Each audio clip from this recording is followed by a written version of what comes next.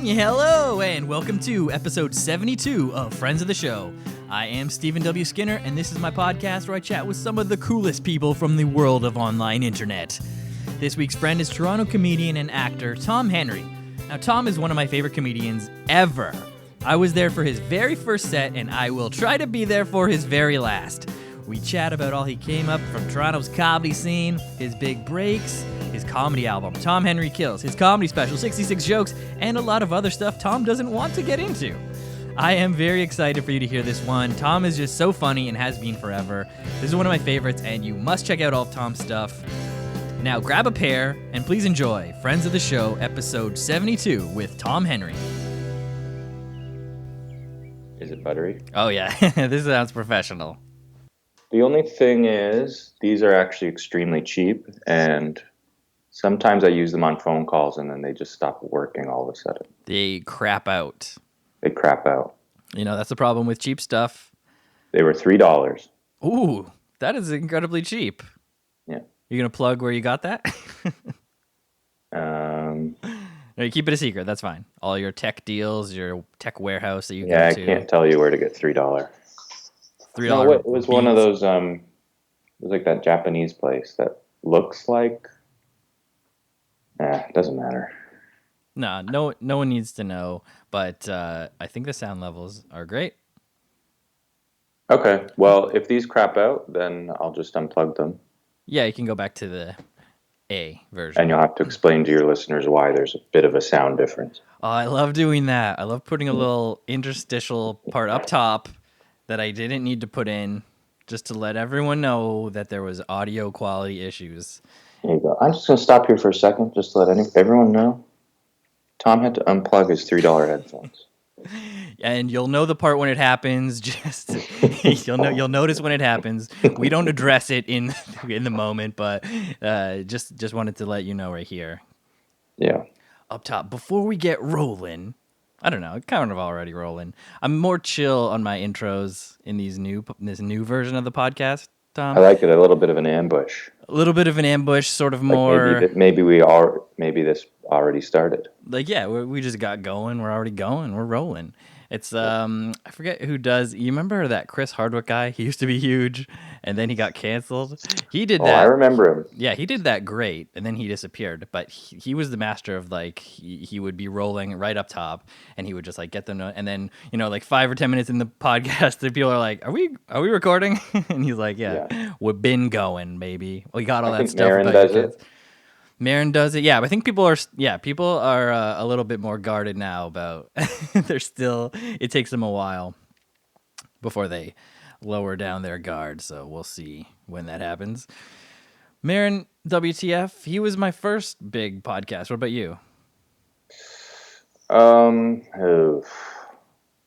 I liked the Best Show a lot. Best Show. So you were in there a little earlier, maybe.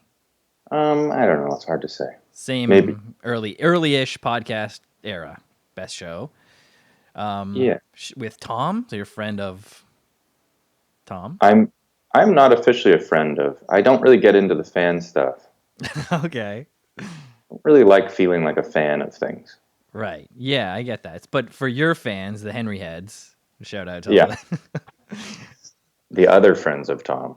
Yeah, the friends of the other Tom. Friends of other Tom. Yeah, that kind of sucks that he's scooped that up for the Tom. Yeah, it's really put a wrench in my career.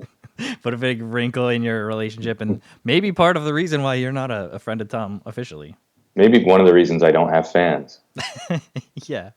But I'm a big fan, we should say. And I should good segue. introduce the guest of the week. Of course, it's one of my favorite comedians of Canada. He is a great one-liner comedian. Check out his special 66 Jokes on Crave and other platforms. I'm talking, of course, about Tom Henry at Tom Henry on Twitter. Right? Is it at Tom Henry now? Yes, it is. That's great. That was a great get because your name is, it seems like it would be sort of like a popular or a common name, right? Do you run into that? I have Googled you. You do come up pretty close to the top, but there's a couple other guys. There's like esports guy, I guess. Oh, is there? I don't understand. Oh.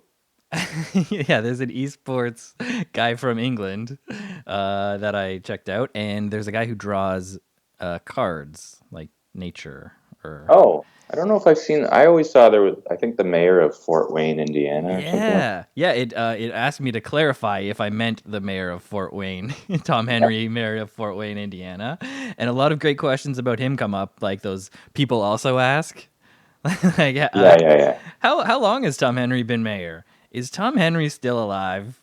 It Who seems is like a long time he's been mayor because he's been since screwing me up for years. since January 1st, 2008? Oh, really? Yeah, I guess he's been getting it every 4 years. He must be beloved. Sounds like it. Sounds like it. Um, You need to improve your SEO in Fort Wayne. yeah. I'm not great on the internet, What? but I did. I got that Twitter name by asking the guy who had it. You did? Oh, you pulled one of those, and he just gave it to you, like He was very nice. Um, a fellow Tom Henry. his name actually, I think his middle name is Henry. Oh, so he was I think keeping his it. name is Tom Henry Hagel. He was keeping it semi-anon. He wasn't using it really, and he was very nice. I did agree to send him I drew him a picture of his dog. Okay, so there was sort of a barter that happened. There was, but I think I offered that. I think he probably would have done it without that. Because of how nice he was. So how did you contact him? Did you like just send him On Twitter? A Twitter DM? Yeah. Yeah, DM. Yeah. Wow. And you're like, hey, I'm more of a Tom Henry. I need it more than you do. Yeah, I got some pretty important stuff going on over here. Let me list the credits. But that's great. I'm glad that you had that. But we should mention your old handle. Do you remember that one? Your original Twitter handle. Was it your original one? Yeah. Man, it had to be. You scooped it up. Mm-hmm. The guy who wrote the book, he had no chance. No chance. He didn't even have his own account at the time, and the account was The Great Gatsby. At The Great Gatsby on Twitter was your handle for many years until you talked to the other Tom Henry. Yeah, it was cool to have it, but it became an inconvenience every time. If I got on like a bigger stand-up show and I wanted to brag about it, I would retweet it and it would just say "at The Great Gatsby is on the show." Right. So nobody would even the brag wasn't connecting. That's confusing to people who aren't in the Twitter sphere, where if Twitter isn't your main thing, where you're getting your main heat from, it could be confusing. People are like, oh yeah, the reboot, right. And even if it is your thing, I mean, you have to click on it to see who that is, and yes. And it's not like they're saying, not like the producers of the shows are taking the time to type everyone's name out. It's just a bunch of handles tagged. Yeah. And it was Andy Kindler, the great Andy Kindler. I was on his show, and it was a big deal for me, as it always is. And he actually gave me a hard time about the handle when I saw him. Oh, it was Kindler who got you to start thinking about the change. Yeah, I think so. Kindler. We should mention Andy Kindler, one of your biggest fans, one of the biggest supporters, like vocal supporters that I've seen. Heard him like shout you out multiple times as like someone to watch, someone to check out. You got everyone who's listening has got to respect that. He's an old comedy legend. He gives the state of the comedy address at JFL. That's someone that you got to listen to, right? So yeah, he's the greatest. That's a huge. I think he put out an album in the last year or so, and it's great. Yeah, I'll put the link for Andy's album in the show notes for Tom's episode. That's how much of a supporter Andy is for Tom, and we should give him the retroactive shout out for that because, I mean, yeah, that definitely helps when it's about getting your name out there. And maybe your name was The Great Gatsby before, but now that it's Tom Henry, you want to get back on those big shows. But guess what, Steven? Yeah. I still own The Great Gatsby. Yes, so you're squatting it, as they would say. Does it count as squatting it if it was yours before and you're just not using it? I don't know. I didn't even know this was a thing, but I did know I wanted to keep it. Oh, definitely. I definitely thought I was going to cash in when the movie came out. Yeah, so that would have been the perfect time to pivot, because you could have been like, all right, hey, Universal Studios or whatever. Yeah. $5K and I'm out of here. $5K and I pivot over to Tom D. Henry. Yeah, well, Tom maybe a little more than underscore. 5K. Oh yeah, your number's going up. If you're giving Leo 20 mil, I think you can Yeah, how about give me points on the back end? points on the back end. This is negotiating. That's why you're in the biz. That shows, right? So you're a veteran of the biz. How long? Exactly. I'm kind of a Hollywood guy. You're known in Hollywood. Yeah. Actually, I have a note here on my notes Uh, that you were in Riot, L.A. Comics to watch. Whoa. yeah. L.A. If you can believe that. One of these big time L.A. publications probably heard Andy Kindler, decided to check out what all the fuss was about, and then they're like, "Oh yeah, this is what we're putting our stamp on this guy." Riot, It LA. actually was a festival. That's what it is, a big festival? That's awesome. It was. I think it's done now, but it was a festival, and I went out there to be one of the comics to watch. Okay, well, that's a great credit. And I think I bombed 3 times, and then... those outdoor was it outdoors? No, it was indoors. Oh. And then I did one show, and it was in a hotel lobby or something. Nobody did well. Okay. But I also didn't do well. Not a comedy crowd. I mean, I guess not. And some kind of talent agent came up to me after and gave me her card. Okay. And I said, "Did you just see what just happened?" And then she kind of shrugged and walked away. I think she just wanted to get rid of a card. You're just plastering the room. Just everybody who was on, maybe she could hip pocket someone, right? I've been hip pocketed. You've been hip pocketed, and how did it work? How did it work out? Did you get booked on anything? No. But did you get put up for a couple things? Yeah, I got sent like emails that were like, "Here, you can submit to Saturday Night Live." Oh yeah. Just send this huge, complicated, very impressive packet that most people take a decade to put together. Yeah, and then John Mulaney's sister gets hired. I mean, hey, maybe she was more talented than everyone else. Nepotism is a thing. You're telling me. Too bad you don't have any. Too bad there wasn't like a Tom Henry Sr. who just already was on SCTV, maybe. Yeah, well, few people know this, but I'm actually Galen Weston's son. Oh, you're making that bread money. Yeah, I'm massively rich. I'm just doing this for fun. That actually happens more than you would think, listeners. Oh, that's about the whole thing, yeah.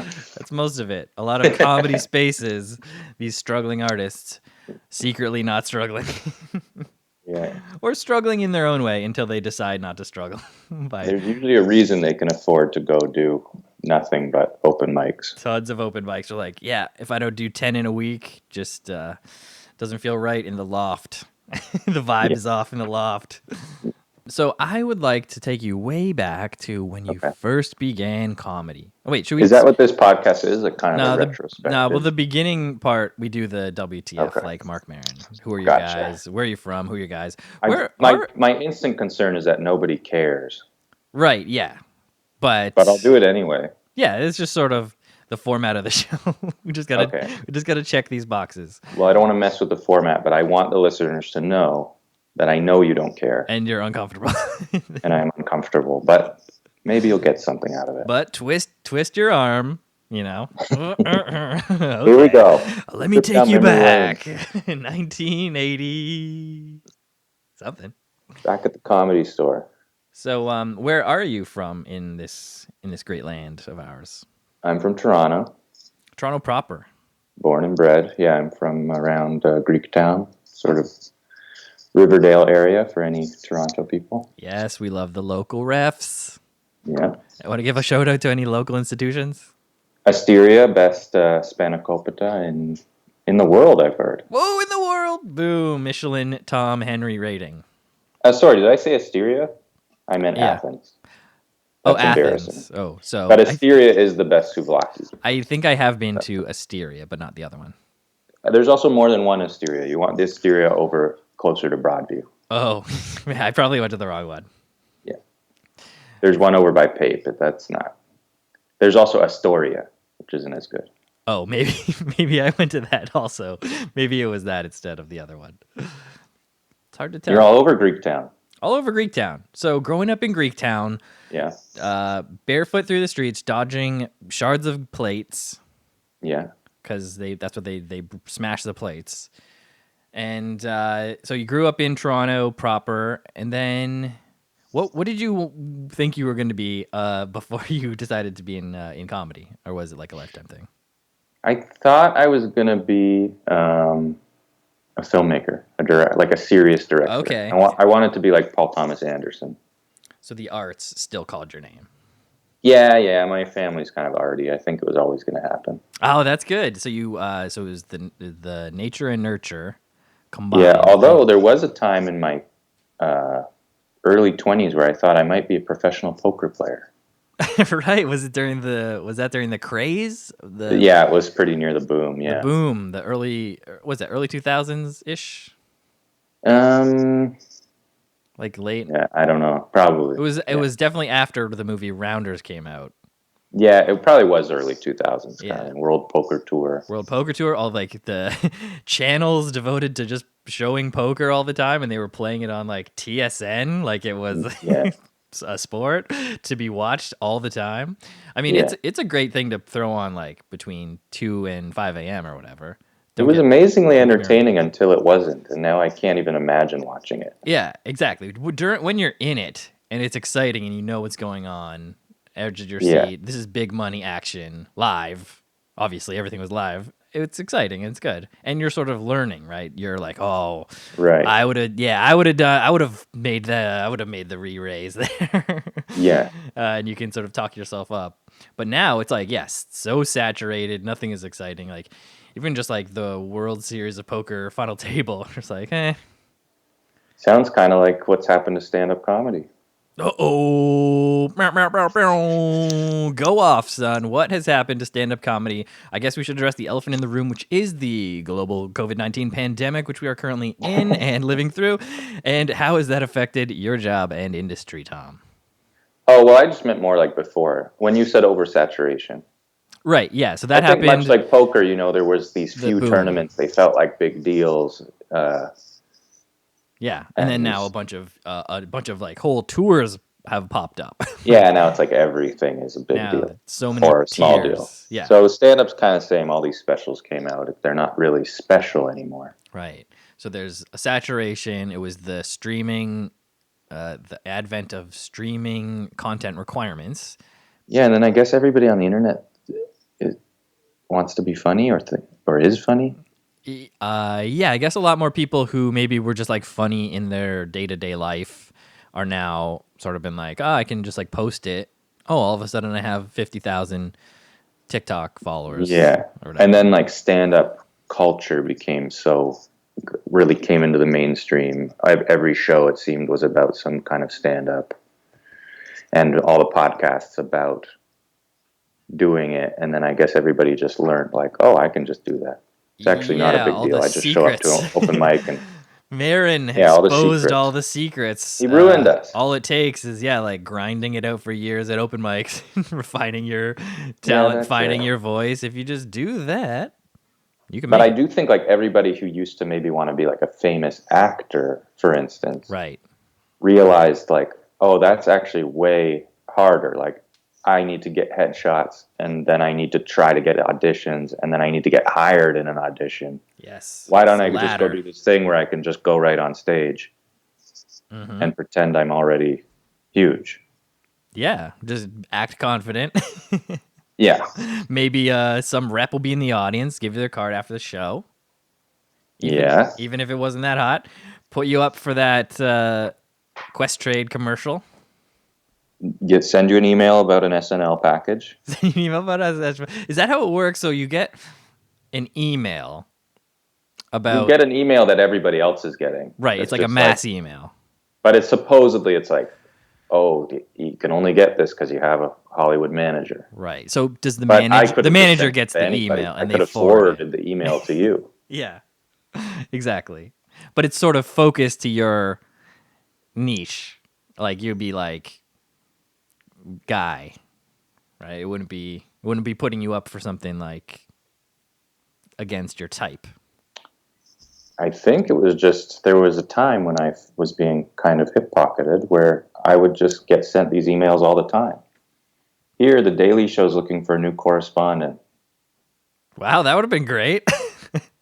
Yeah, but it's like, what I'm saying is, it didn't say anything about me and the point that I had gotten to. Oh, right. All it said was that I was getting those emails. It was just these general emails. Daily Show is looking. They are looking, and you can send in a video if you want. But your name's not on any list. That's why sometimes there's like people who brag about that stuff on Twitter. They're like, I just gotta say, I've been a fan of the Daily Show my whole life, and today I sent in a video to be a Daily Show correspondent. It's like, yeah, that doesn't... Anybody can do that. Anybody could have. Yeah. But good that they worked up to that goal. The goal of knowing about applying, that email. Yeah, of getting to the point where they know how to get that email is one step on the ladder, right? It's all baby steps. So anyway, I hope I don't sound bitter. Do I sound bitter, Stephen? No, but I was hoping that you would give your real, honest opinion on the comedy industry because now you're getting it. I know that you've been in it for a long time, and a lot of your stuff that your fun, like snarky style one-liners are from a place of knowledge, like because you've been doing it, you've seen the email, that everyone's getting the email and it's not a big deal, and so that you see that when someone posts the the bragging about the getting the email, you're like, shouldn't be doing that. And that's the kind of stuff that we need to know about here on this podcast. Yeah, well, I'm very anti-bragging in every way. Right. Even though it is why I said I changed my Twitter handle. But is it bragging? I don't know. Like that's just I guess it's like your career. Yeah, it's but tough. This career does require a certain amount of bragging. Yeah, it's kind of very tough to walk that line of not bragging and promoting yourself because now everyone's promoting themselves. So even people who have nothing to promote or like just promoting themselves, like just follow me because it's me, but they're really good at promoting themselves. They're getting stuff done, but are they? Yeah, are they? Yeah, they're getting followers. Is chasing that really worth your time when you could maybe be making something that's going to actually have some kind of impact? Yeah, that's what I don't want to know. So we've pivoted now, Tom. We didn't get to finish my life story. Yeah. So now you've decided to go into comedy instead of being a serious art director. Did you make any serious movies before you pivoted? I made a couple of movies, as a teenager and an early 20s kind of guy. I still want to do it, but I ended up doing this. Yeah, but you're still on the journey. Like, you're still in the business. You still have probably some connections. You're acting. You're writing, I'm sure. You're, hobnobbing with producers and other like folk. You're absorbing it all as it comes in. Mm-hmm. And that's all it takes, right? So eventually, one day, you're going to get that debut. Well, yeah, so I guess I was doing that stuff. And then I started writing a blog that was just like funny little pieces. I guess I always wanted to be a writer too. But I always thought I'd be more serious, like J.D. Salinger kind of thing. We're kind of a serious guy. Like, despite being a comedian who makes people laugh and it's your job to be like funny, you're not like a silly funny. You're very I guess people might describe you as deadpan. Is that what people say, or something? Yes. Deadpan, or some sort of dry wit, dry comedian. Very dry. A lot of people in England and Britain, that's sort of more of a popular niche style over there. Anytime I've had like British or Irish people in my audiences, they love it. Yes. Yeah, I think definitely their vibe. There. Oh, you would. I mean, you'd kill here, but you would really. They would eat it up. Yeah. So, so I would try to write serious stuff, and it never really clicked. But then when I started trying to write funny stuff, I actually like understood it, and I could tell like, oh, that is funny to me. It clicked in a way. So I was writing this blog of just like humor pieces, I guess, and then So were they sort of little stories or like just straight up sort of one-liners like what you've come Um, to do? what were? Yeah, they were more. Yeah, maybe they were kind of like more like one-liner kind of things. I guess within a framework. I mean, just for the listeners, some references people might throw out are Jack Handy type thing, Yeah, right? stuff like that maybe. Yeah, Like a Jack Handy or a I'm sure and you'll I would do get. like little fake celebrity interviews, That's fun. stuff like that. Yeah, that's So fun. that kind of led into the stand-up because I got like some small following from that, and it felt nice. Yeah, for And, sure. And you've already had been honing your comedy voice. So then by the time you took the stage on that fateful night, you already had, sort of some miles under your belt, even though it wasn't sort of on stage. It was the joke writing. So yeah, the jokes were tight when you went. The jokes were yeah, very tight. and I had jokes that I used from that blog. Yes. Oh, in your first set. Yeah, so Yeah, I was kind obviously. of ready to go. Yeah, Yeah. And so before you did your first set, was it at the Ossington? it was. It was the Greg and Sarah and Stefan. Jeremy. Jeremy Yes, it was. Mercereau. Great producer. He's recorded a lot of great comedy albums at that very Yes. venue. Shout out. Yeah. That was a great show, and I was there for that fateful night where Tom Were Henry you really? where Tom Henry took the stage for the first time. And after the show, we were talking to Greg, and he was like, "Yeah, that was his first time." And we were like, "What?" So instant fan from day one. Like literally, I guess not a fan of the blog, but we were there that fateful night. Kyle and I, That's my cousin. crazy that you were there. That kind of blows my mind. Yeah, blew us away. We're like, we've never seen someone kill it that much. And we've seen other people do their first set who ended up being really funny, but not sort of like that level. But that sort of explains it to me. That connects some of the dots that you had been writing for quite a while before you went up there with all that great stuff. But then the timing too, like your delivery, you had it all sort of together from the jump. So shout out to Tom Henry for reeling us in from the first joke. Do you remember what the first joke was? I do. And it was that I had a tiny hole in my pants, and then I felt an itch on my leg, and I scratched the itch through the hole, and I thought, what a lucky hole. It still works, Tom. It's not bad. It's not bad. Everybody, this is what we're talking about. So this is the kind of crap you'll hear from me. This is the kind of crap. So that's been building. I'm not sure what the date was, but it had to be around the 2010, 2008, 2012. It was. That's the 4-year. It was April 1st. Oh, it was April Fool's Day. Yeah, that's the only reason I remember that. That's and a it fun would have one. been. Yeah, I'm not good with years, but it was about 12 or 13 years ago. Yes. So it must have been that 2008 around that I first mentioned. Yeah, that was great. Great time at going to comedy shows all around town, seeing Tom go up and his growth to now opening, doing huge shows, getting TV spots, getting stadiums, signed to doing spots at Yuck Yucks. Being a professional gamer. You're a professional gamer? Oh, yeah, being a professional gamer in the UK, just to see what's going. So after you started getting going, what was your first big gig that you're like, okay, all right? I think it was the Kindler alternative show. It was the first, I wasn't even really on the map. I mean, in Toronto, I was getting into the scene and stuff, but I didn't think I was on any sort of radar like that. So that was that the JFL? Yeah, JFL 42. I think it was the first year of JFL 42. First JFL 42. So listeners, if you don't know, JFL is the very famous, world famous Just for Laughs Comedy Festival in Montreal. Yeah. Bonjour. And there was an offshoot created that year for Tom to showcase at the Andy Kindler Alt Show, which became a legendary show of that festival, the Toronto arm. I guess it's in the Montreal one too, right? He does the show. His show was already big in Montreal. Okay, so it was a carryover. Everybody was dying to get on the alternative show in Montreal. And then there was this Toronto one, which happened to be going at Comedy Bar, one of the great spaces. Yeah. So I think when they were doing it there, they were like, well, who's alternative in Toronto, and I think Gary Rideout, the owner of Comedy Bar, just gave basically like the Laugh Sabbath list of names Yeah.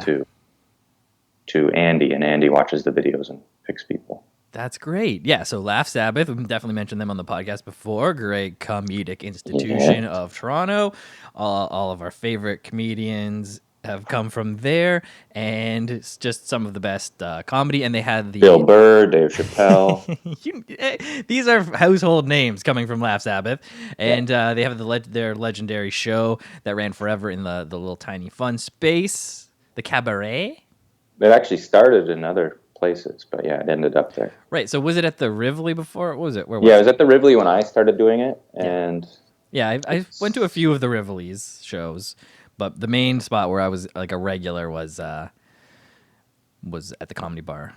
Cabaret space. Maybe we're doing too much Toronto.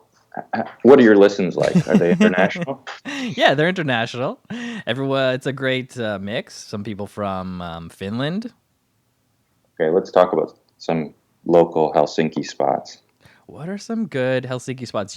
It's like spa culture. Like, they really sauna a lot. They love it. I don't know why. They love the sauna. They love the sauna and then jump into the freezing water. I don't know why that's not bigger here, Tom. We have similar climes. Yeah, well, they're a much tougher people. I think it would help make us tougher if that was like people do the polar bear dip, but not. Yeah. It's not like everybody let's go do polar bear dip. It's like some crazy people do polar bear dip, and other people go like, whoa, look at those crazies. There's something about the Finns. They're very hard people, from what I gather. One of my favorite film directors is actually a Finnish guy named Aki Kaurismäki. Really? Yeah. There's that. What's a film that we would check out off of his list? He has so many good ones. My favorite one maybe is called Ariel, and then there's a bunch. There's a whole bunch. Cool. What's it about? What's the La vibe Vie of de it? Bohème. There's many. Google it.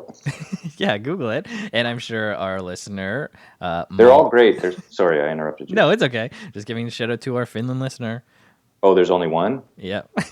And we're wasting all this time on Finland. I keep directing us down these dead ends. I think it's me. I'm a bit... Well, you don't want to stay on one topic too long. I don't want to bore people with my comedy origins. Right. Your comedy origins. Well, we're almost probably caught up to modern day. So alt show first gets you the heat. Then bada bing, bada boom, you make it through. You record your first album, Tom Henry Kills, recorded live at the Ossington. Also was there for that, obviously, or one of the nights, Thank obviously. You for coming. Yeah, it was great. I was not feeling good, but I braved illness to go. And I think I told you, and you're like, well, why did you come close to me or whatever? And I felt really bad about it. But then the album turned out great. Hit the top of the comedy charts. Oh, yeah. Number one with a bullet. Top of the comedy charts. Which, by the way, if I can debunk this thing too. Okay, you hacked it? I'm destroying all of comedy here. There's so few comedy albums in Canada that almost anybody, if you get 10 purchases on iTunes, you will be number one. Ooh, I sort of assumed that the number was low, but I didn't know how low, Tom. I mean, I'm making up 10 arbitrarily. I don't know what my actual purchases I'm sure the numbers were good. I mean, they weren't one. No, I mean, mostly people were streaming it, which is what I wanted. I wasn't trying to make money off iTunes. Yeah, but luckily you have a little ad at the end of each joke. So I'm I'm getting mine. You're getting late residuals from that because even every stream was like 0.1 of a penny or something. It's worth it. So yeah, everyone can go check out that album, Tom Henry Kills, link in the show notes. Thanks. Yeah. And then so after the album, you got enough steam. You probably got almost 60-something jokes at that point ready to start getting it going. And then, so how'd you find out about getting JFL? Was that your first JFL where you recorded your special? No, I had done it. You did before. Already, yeah. What was your first time at JFL like? Was it New Faces? Was it a different thing? No, I didn't get to do New Faces. It was just some random TV taping for this show called All Access. Ooh, it was a gala. It was I don't think those count as galas, actually. Oh, it was a TV taping. Yeah. Well, that's I think pretty the good. galas are in like the big theater that and they show them on CBC or whatever. Yeah, I those mean, ones get syndicated or whatever. look, nobody's watching TV. No. Nowadays, it's all about those Sirius XM plays. Do we want to get into that whole debacle? No, don't tell anyone about that. That That's was the one thing I'm not going to dish that about. was insane. Happened in the comedy community. Whenever that happened, a little bit of a blip. Luckily, that's all in the past now. It's all sorted out. I think unfortunately it's not in the past. But. Oh, really? Howie Mandel didn't live stream a fix? I mean, not to get too inside baseball, but I think they're still going to try to slowly take it over. They're gonna say they'll be like, okay, hold on, we're not doing it yet. We're gonna figure out a way to. They're just taking secretly a slower approach, do it. Yeah, we're gonna do it bit by bit, gaslight. Yeah, take the revenues away. I don't know. We didn't explain what we're talking about, but listeners can DM you. Yeah, just if you want to know what we're talking about, make sure to @reply FOTS pod on Twitter. Or message me. Message Tom Henry on Twitter, and Google Howie Mandel in his own home live stream or whatever. That was fun. So then from there, 66 jokes. Yeah. Recorded. Available on Crave in Canada. Go stream it right now. It's right on the menu. You can scroll through and your face right up there. That's really fun. It's not still, is it? I don't know. Well, last time I checked, I mean, that was a couple weeks ago. Yeah. Oh, really? It's like a main thing. It's not thing. on mine, but I don't. Maybe everyone's menus are different. Oh, maybe you just you just hit it or something. Yeah. Well, yeah, it's a great special. Go check it out. Great special. It is the culmination of all your years of comedy. So then after that, all those 66 jokes, did you scrap them? Or did you only scrap like 44, kept 22 going forward to keep you rolling for the next 66? Well, pretty soon after that, all of stand-up shut down. So you got a little extension. I haven't really had to think about it much. But the shows that I did do between then and it shutting down were all new jokes. Oh, that's great. So you had it in the barrel ready to go. You were ready to let those 66 live on Crave. I kind of had to scramble for new ones. Okay, so did that help you? Did that like pressure generate? Yeah, I guess so. Did you generate more, or so like what was your process? Did you like write 100 and then like 5 work after you say 100 like the 3 times? Like these are the 10 that work. I usually painfully labor out 10. Okay.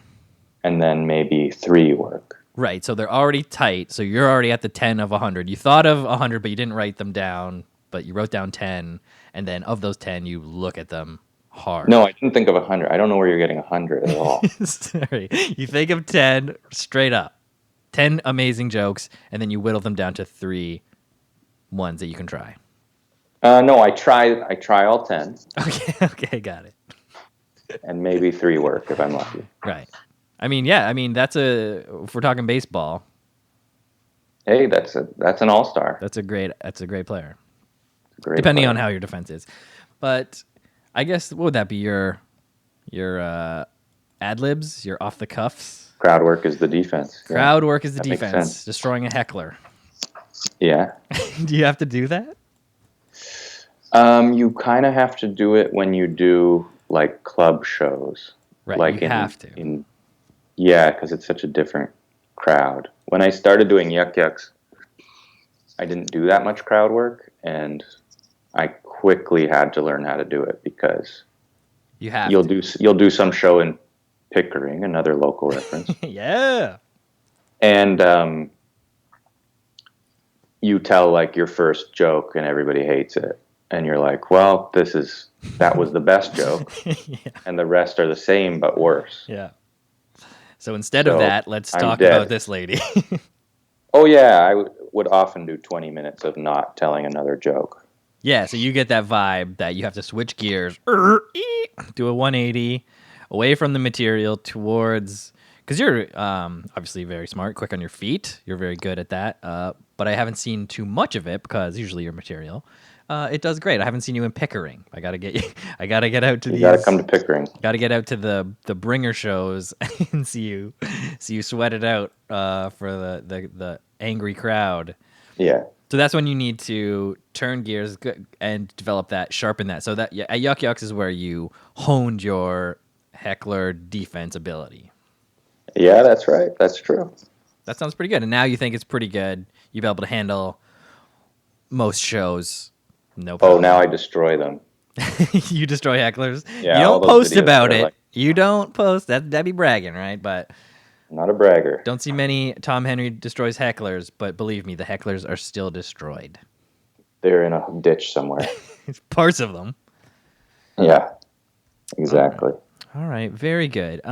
So we've been Twitter mutual followers for like a long time, and that's great. Like ever since I've been a Tom Henry adopter, big fan, and it was very cool that you followed me back, even though you're not much of a Twitter guy. I mean, Well, you're a big deal on Twitter, right? I have been using the app heavily. I've been heavily invested in Twitter and all my Twitter joke telling pals.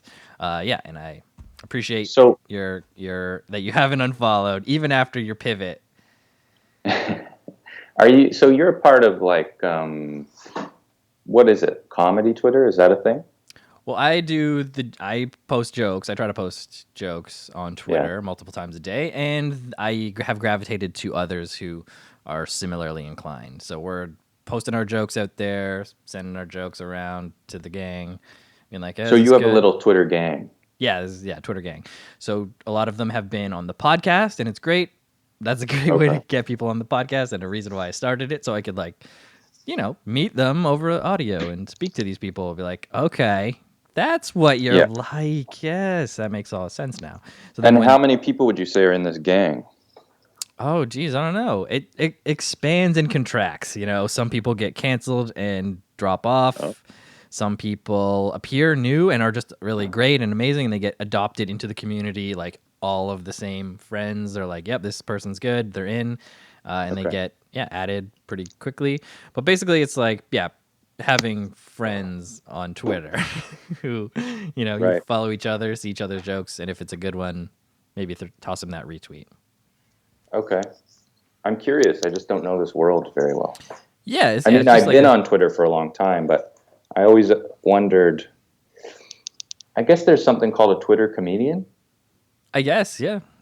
Would you consider yourself a Twitter comedian? I don't know, not really. And I kind of cringe at it, but I guess that is what it is. I post jokes. I saw something recently like Nick Thune was mad that somebody tweeted a joke that he had done on Conan. Did you see this? Oh, no. Never mind. But yeah, Nick Thune, he is good for, he's up for that IP, which I do appreciate. You got to protect your intellectual property. But also some stuff is pretty zeitgeist or like low-hanging fruit, or like you can see how like parallel thought. Like there is that, but it's sort of like some kind of basic idea that would be parallel thought. Yeah, to me, like you have to go like, okay, how would you think of this idea? Okay, is it A to B, or is it like A to C even? I can see how you could get there. But if it's something super weird where it's like very specific, and then someone else has it and it's very specifically the same, those ones are like, oh, well, okay, I can see how you would have taken this joke, adjusted it to be like that, and it's sort of more like stealing. But it's a huge spectrum, and the internet doesn't care a lot of the time who did it. They just care that it's funny and they're looking at it right now. Right. I guess it probably doesn't, like, it happens where people will screenshot your tweet or just like, sometimes just like copy and paste it into like notes and then post that on Instagram or whatever. Oh, yeah, there's that whole thing too. Like it's nuts. Or like just a screenshot of it on Reddit, and I'll be like, oh, that's my tweet on Reddit, and it has like hundreds of thousands of like upvotes and all these comments and stuff. I just never knew that it was just going around r/white people Twitter or whatever. Like, so that's also happening. It's the Wild West, baby. It's the Wild West, but we're trying to figure it out. You're only on Twitter, or what else? What else are you out there on? I'm on Instagram and Facebook, I guess. You have a Facebook fan page that we can direct people to? No, I don't. So it's just you'd have to be your friend. Yeah, and I don't really go to Facebook anymore, actually. That is very good, Tom. Don't go to Facebook. No, And all the listeners, don't go to Facebook either. I have a Facebook page, but don't go to it. It's kind of for older people now, I It's think. definitely for that. So I keep it My around mom for is my like mom. huge on Facebook. Like I looked at her friend count recently, and it was like 8,000 people or something. You got to love that for her, right? They're keeping busy. They're maintaining a very rich online social life.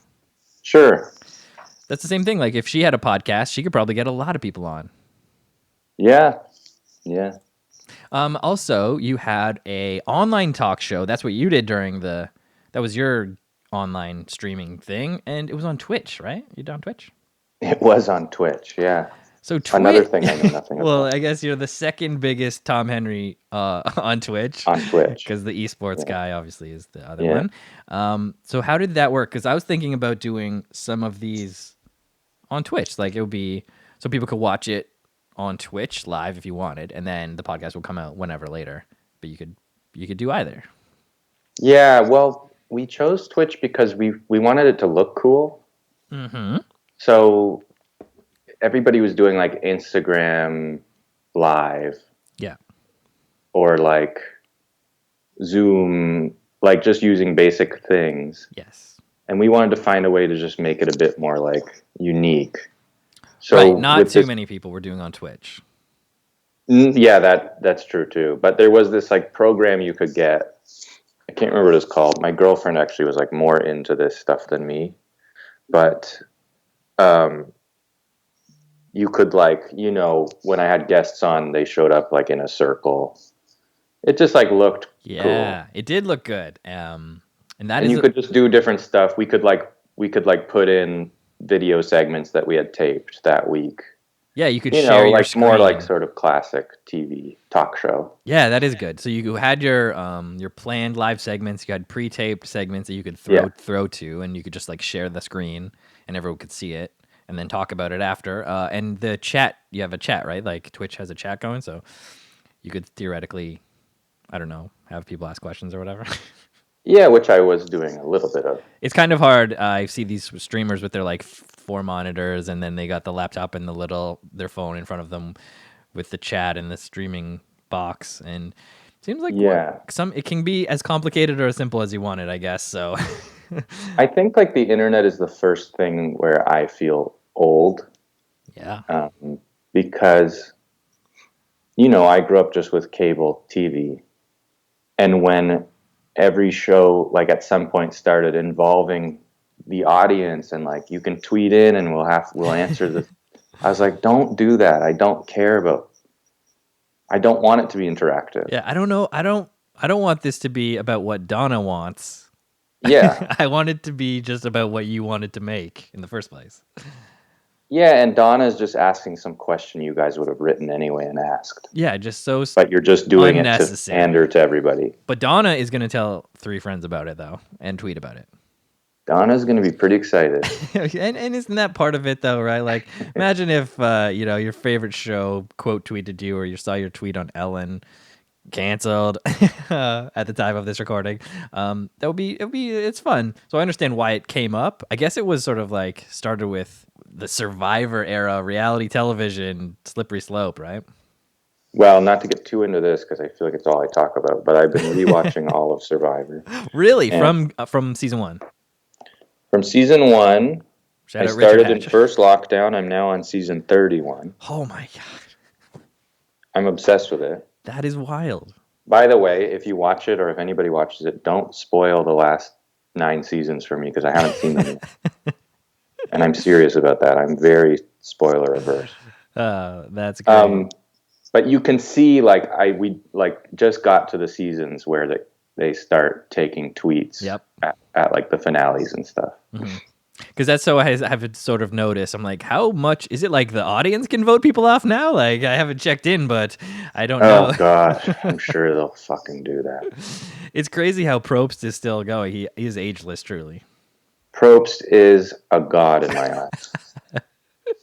And I say that with no hint of irony. No, he is the one part that kept me watching after, when the big drop-off happened. I was a part of the later drop-off, but You know, I still am okay with Probst.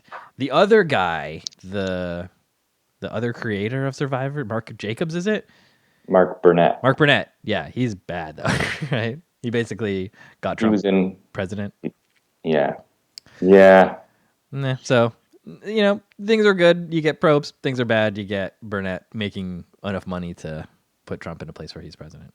Well, you got major points with me if you made Survivor. Major points. I'll forgive Trump. You'll forgive Trump for 30. How many seasons now? 40. 40 seasons. 40.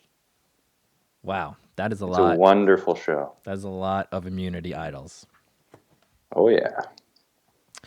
Well, very good. And then I wanted to mention that you were on another fun internet show by a pal of ours, Scott Rogowski.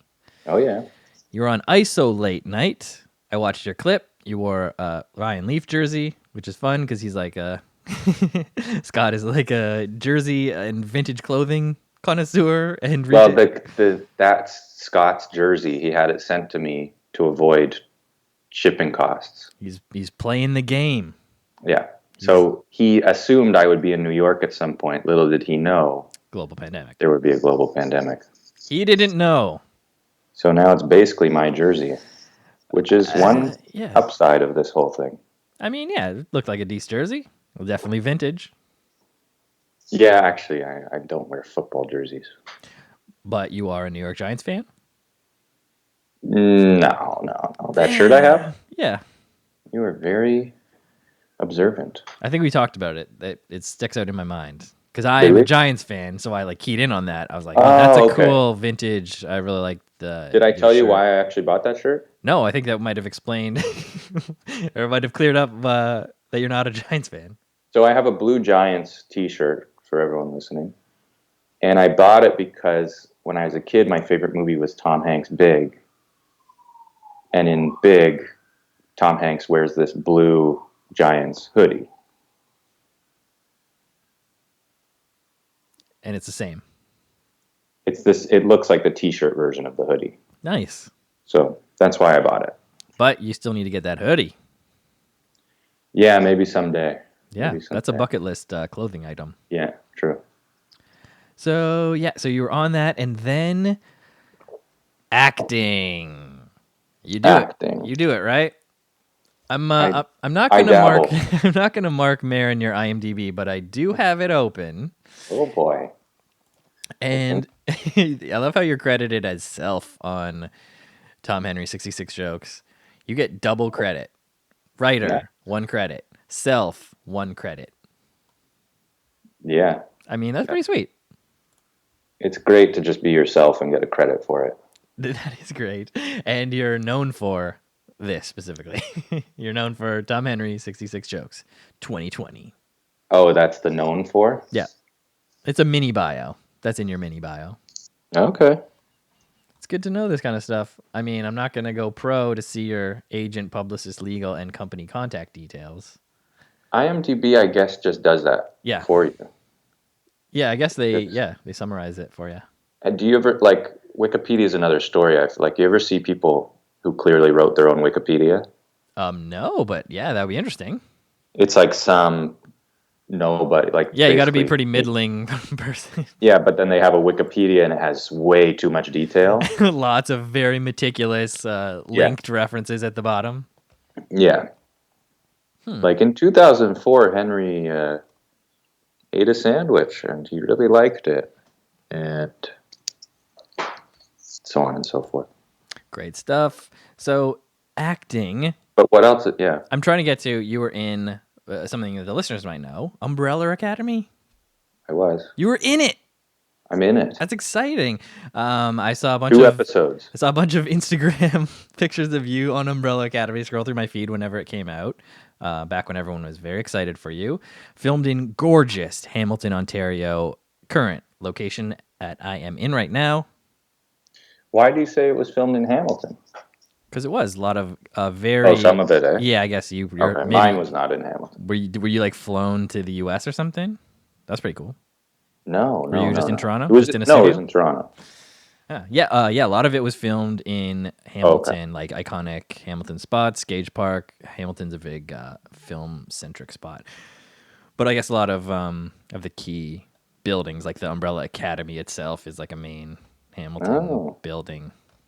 So yeah, if you ever come to Hamilton, you could be like, that's from the show. Well, I don't think I will be coming to Hamilton. That is very smart.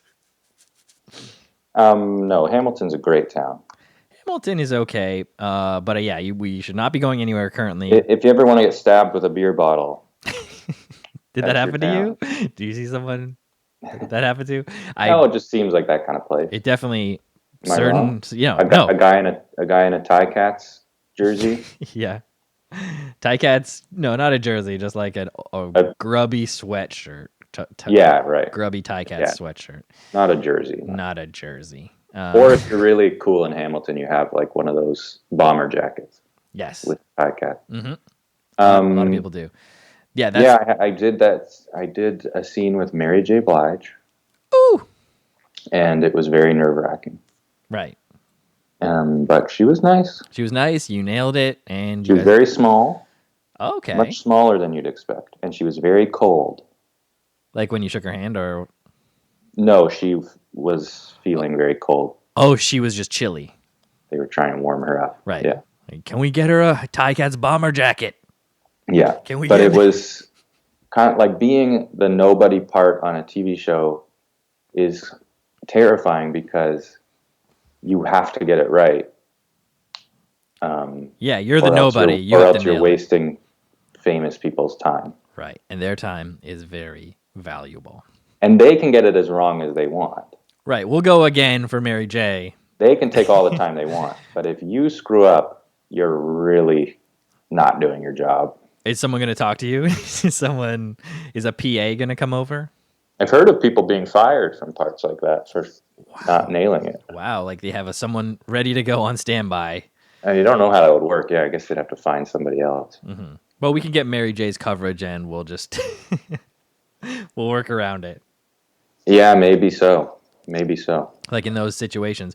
I was just... And the other guy in that scene had just been in... who cares? What was it? I need to... He's in that... what was that show about all the serial killers that David Fincher made? Oh, Mind Hunter. Mind yes. Hunter? Yeah, nailed it, Tom. Great job. He had just had a star turn in that show as some kind of psychopath. Oh, he was one of the psychos? Yeah, those guys are... Yeah, and he was kind of like the one performance in that show that everybody was talking about. So that was another intimidating aspect. So that guy was really like actor reacting, just come off a real act. He was a real actor. And you're just a guy who ended up with an agent. You're a day player, but you got to start somewhere. You got to start somewhere. Soon I'll be playing the psycho and everybody will talk about me. That would be great. I would love to see the Tom Henry psycho. I think I could do it. Mindhunter.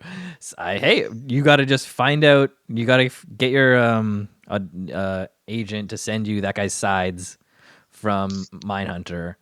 You send in your version. You get hired on the next Mindhunter. Or they digitally replace me in the show. It wouldn't cost that much. I have the money. With this technology now, Tom, you can put your face on the rock. Have you seen this on Instagram? You put your face, you take a circle, and then you put it, and bada boom, you're in Harry Potter. Wow, sounds amazing. Sounds hilarious. It's definitely something that my wife's cousin's husband has posted on Instagram. Wow, you give all your facial recognition info away to the authorities. See, that's the kind of stuff that you're always thinking of that maybe the regular people aren't. Yeah, well, I'm all about liberty. What about life and the pursuit of happiness? Yeah, overrated. Oh, our American listeners have steam coming out of their ears. Woo. All right, we're winding it down. We've just crossed the hour mark, Tom, so thank you very much for being on the podcast. A few more bullet points I would like you to talk about. Anxiety. You talked about it on Chris Locke's podcast. Wow. It's a real deep research. It was, I listened to it a long time ago, but it really resonated with me about how you were, speaking about how you felt anxious sometimes and like it was a struggle and it's hard. So if anyone wants to check that out, go listen to Chris Locke's podcast. It's called Happy Good Okay. World now, but We're just going to breeze through the most important not breezing through it. I was like just like plugging it societal up issue. top so people can pause right now, go listen to it, then come back. 10 minutes on Umbrella Academy. 10 seconds on Life-changing anxiety, panic disorder. Okay. I see what kind of podcast you're running. So right after Bell Let's Talk Day, too, I might add. Definitely.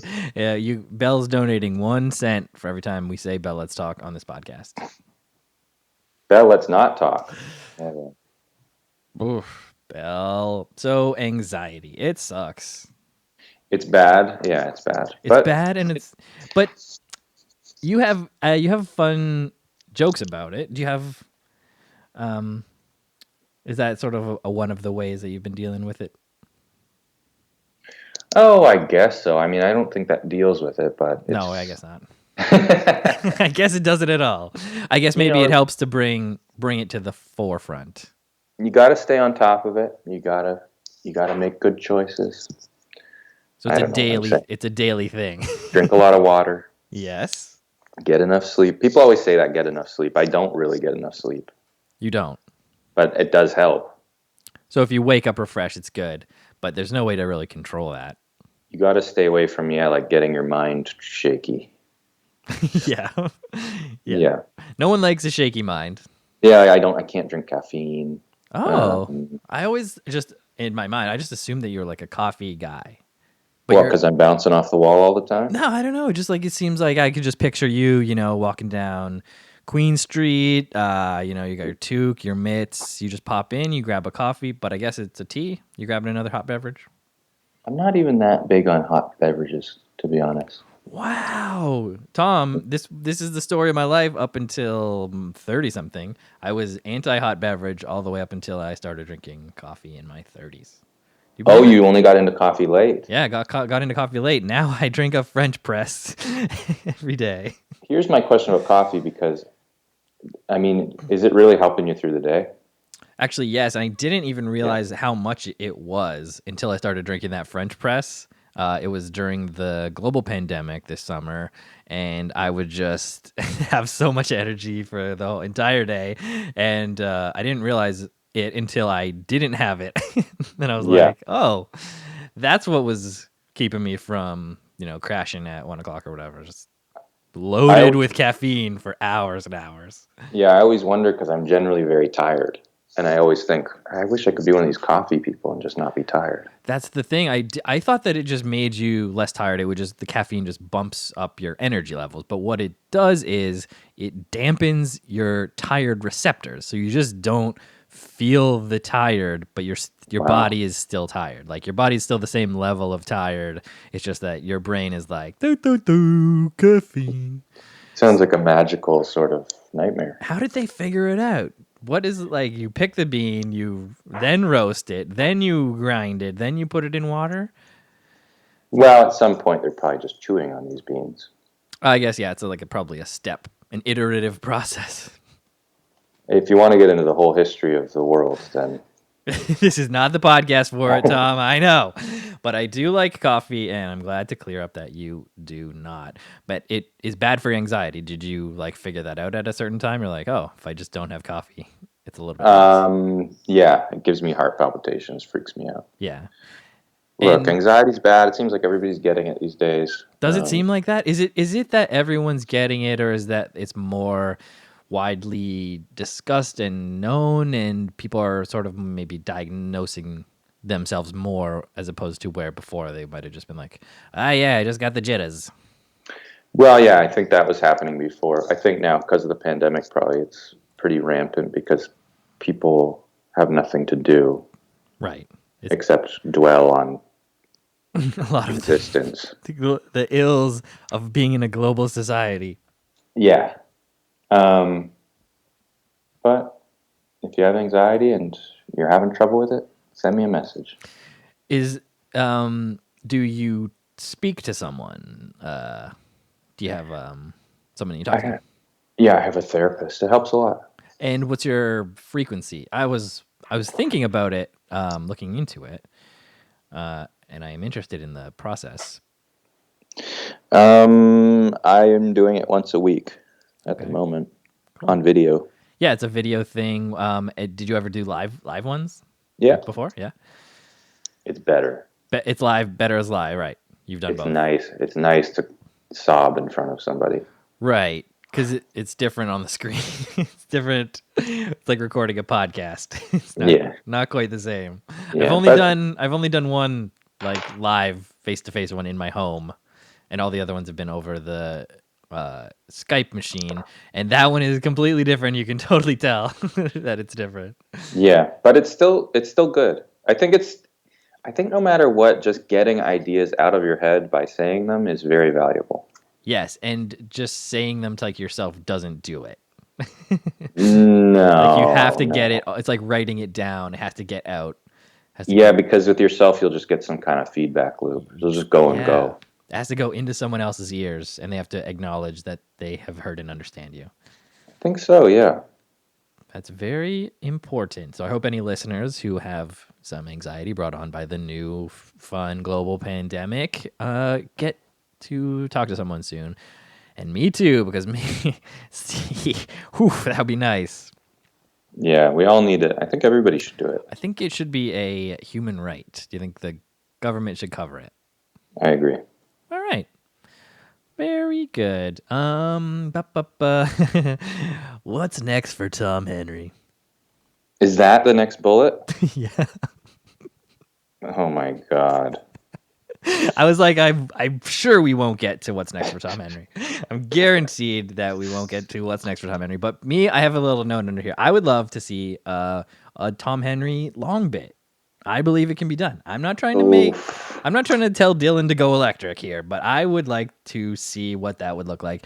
Because I've seen you in casual conversation and you're just naturally funny.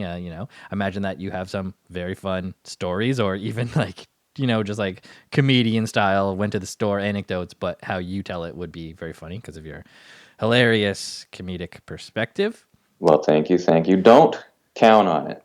Okay, I'm just putting it out there in the universe. I'm not comfortable with it. I'm comfortable with the short ones. Yes. And sometimes I tell stories in my own life and I get bored while I'm telling them. Right. But I think it would be sort of the thing where you think about it, you ruminate which story or stories could work for it. Then you meter out the beats so that it's just a bunch of Tom Henry jokes strung together about each part of the story. Listen, Tom, I'm just saying it'd be fun to see. I like to see when comedians go out of their comfort zone, and I just wanted to mention that. I would love to see I have thought before about doing like a themed set. Yeah, okay. Like, all one-liners about one topic. So that might get closer to sort of what you're talking about. That was definitely, that's an iterative step towards a Tom Henry long form bit. Which I think it can be done, and I'm truly interested to see what it would actually look like. It'd be great. Trying to turn me into Mike Birbiglia.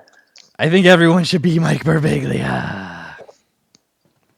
All right, what else you got? Except for the sleepwalking part. Yeah. My final bullet is Victor Borgia.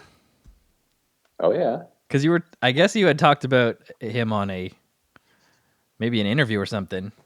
Did. I was super into Victor Borgia. Like as a little kid, my grandpa had like VHS of him, and I was like, "Well, this is what entertainment is." Like when I grow up, I can't wait to go see someone perform like this in a gigantic theater with all my other super dressed up old people friends and just lose it. Yeah, it's just so great. Good. So it's on YouTube. I think people can maybe go check out some Victor Borgia. What's your favorite? I mean, you just like the whole thing, right? It's the same thing. You maybe grew up with them, just like. I think I came to him maybe a bit later, like maybe in teenage years. Oh, so you already had appreciation. So it was just like YouTube. Yeah, YouTube.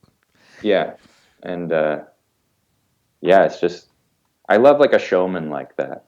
I love like somebody who has their routine. It just feels like show business in a way. Yeah. Sort of like Rickles too. Just like he's ready to go. He's a performer. He's entertaining. He's a performer. Yeah, he's a performer. He's like a classic showbiz performer.